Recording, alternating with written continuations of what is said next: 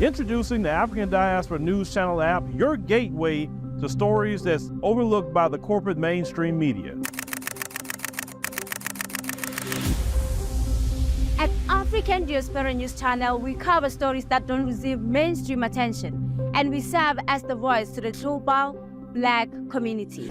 We are committed to informing and educating through the power of media, connecting the African diaspora one story at a time. With our platform, we're helping to end injustice by exposing it. Join us in standing for excellence in journalism and serving our community. Download the African Diaspora News app today. All right, this is the African Diaspora News Channel. I'm Victor Ojo reporting from Nigeria. Now, the U.S. ambassador to Nigeria, Mr. Mills Jr., has said that there is no evidence to back allegations that the United States Agency for International Development, USAID, funded the Boko Haram terrorist group in Nigeria. Let me be clear. There's no friend of Nigeria that has been stronger in its condemnation of the violence of Boko Haram and Boko Haram's contempt for human life than the United States.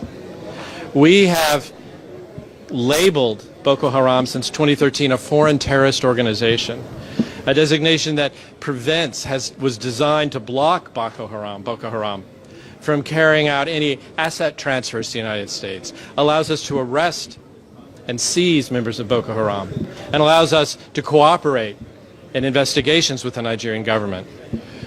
We, I can assure you, have policies and procedures in place to ensure that USAID funding, any of our assistance funding, whether it comes from USAID, the Department of Defense, the State Department, is not diverted to a terrorist group like Boko Haram.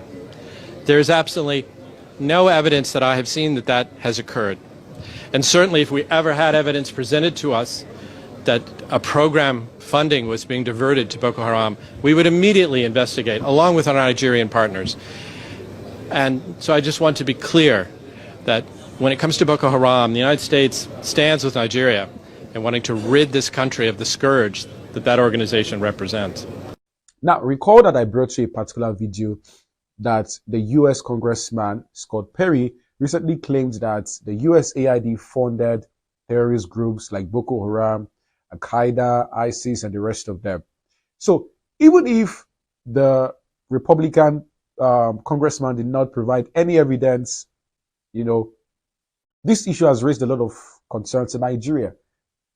Boko Haram has caused the death of over 100,000 of people.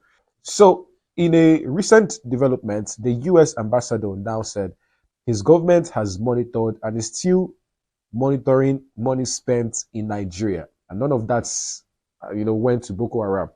He also said that Boko Haram has been designated as a foreign terrorist group since 2013. So there is no way USAID will be funding, Boko Haram.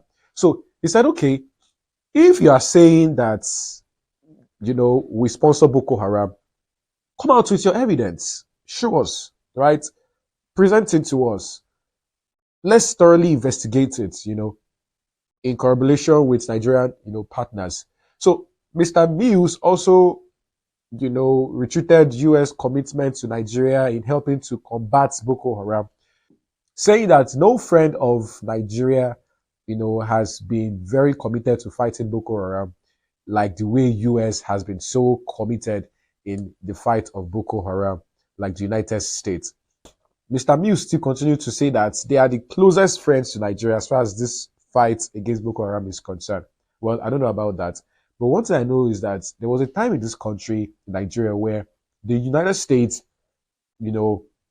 came to Nigeria to request from the government then of President Muhammadu Buhari that they should allow them fight Boko Haram, that they will wipe Boko Haram from Nigeria at the time.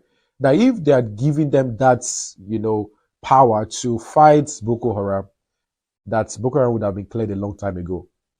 But, they claimed that the Nigerian government at the time said, no, the Nigerian army troops are able and capable of defeating Boko Haram.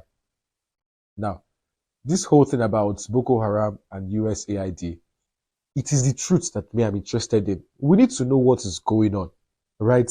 Donald Trump said he's going to investigate with his team. We don't know how long this investigation will take, But let's know, what is the truth?